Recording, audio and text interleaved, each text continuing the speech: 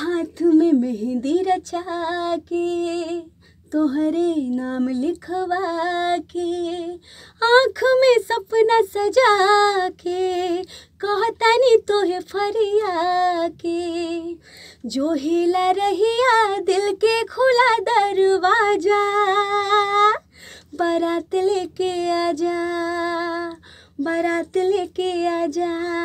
नमस्कार, प्रणाम, हम बानी खुशबू उत्तम, रउआ लोग देखतानी खुशबू उत्तम ऑफिशियल।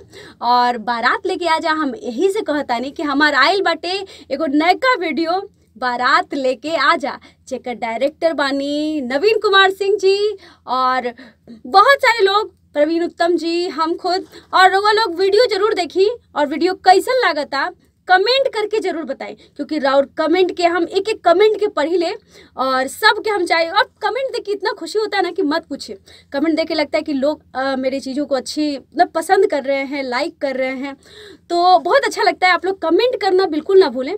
और क्या मैं गाऊँ आगे, हम का गाएँ, भोजपुरी में गाएँ कि हिंदी में गाऊँ, तो आप लोग सजेस्ट करें मुझे।